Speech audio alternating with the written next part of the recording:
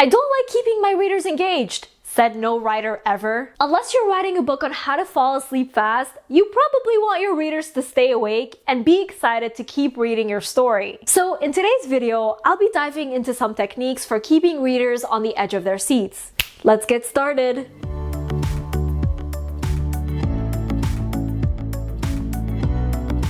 Hey guys, Nour here and welcome back to my channel. For those visiting for the first time, hello, I'm the fantasy author of the novel Divinity Falling. Be sure to subscribe for awesome writing advice videos that will help you take your story to the next level. So how do you keep readers on the edge of their seats? Do you need to kill off characters or add plot twists to every chapter? The answer is no. I mean, you could do those things, but that doesn't guarantee that readers will stay engaged. Instead, here's what you need to concentrate on. Number 1, establish clear stakes. Stakes aren't just there to make your characters suffer. I mean, they are, but they also play a bigger role. If your protagonist doesn't have anything to lose, then readers won't be invested in their actions. Why should readers care? Why should they root for the protagonist? What happens if the protagonist fails to overcome those stakes? When you establish clear stakes and indicate what's at risk for your protagonist, readers will naturally be invested. They won't want the protagonist to fail, and that will keep them reading. Number 2, create tension. Repeat after me. If you don't have tension in your story, then you don't have an engaging story. Tension is why people read or go to the movies. Tension is why we get the urge to eat popcorn whenever we see somebody bickering. You need tension for a good story, and there are many ways to create tension. One of my favorites is to use relationships to build tension, and I talked about that more in depth in a previous video, which you could check out in the card here. You could also use foreshadowing to make readers anxious about the protagonist's future, and you could even use red herrings to keep readers on their toes. Creating tension can be a mix of literary techniques, so just see what works for your story. Number 3, use cliffhangers. Cliffhangers are a classic way to keep readers engaged. And the cliffhanger doesn't always have to be shocking, but if you can leave readers hooked on a piece of information and wanting to read more, you've done a good job of engaging them. You could create a cliffhanger at the end of a chapter or scene. Just don't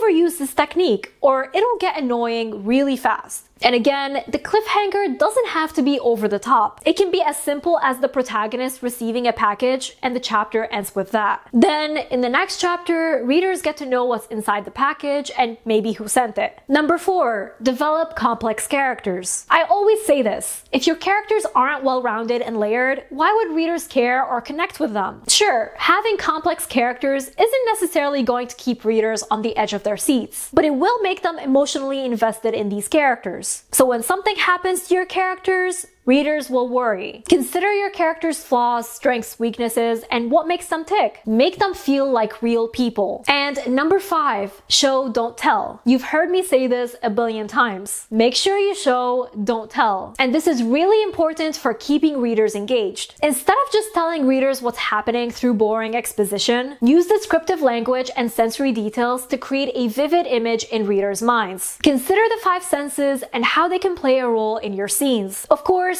there's nothing wrong with balancing exposition with sensory details, but the key word here is balance. And when your readers can clearly picture the scene and feel what's happening as if they're there themselves, that's when you know you have them on the edge of their seats. So that's all I have for you today. I'd love to know, what's a technique you frequently use to keep readers engaged? Let me know in the comments. If you're new to my channel, be sure to subscribe. I put out writing advice videos every other Wednesday that will help you take your story to the next level. Also, don't forget to follow me on social media to see what I'm up to from day to day and to chat with me. And before we go, I just want to give a quick shout out to Sarah Frayne from my shout outs here over on Patreon, as well as all my amazing patrons. Thank you all so much for your support. I really appreciate you. And remember, Nour for president.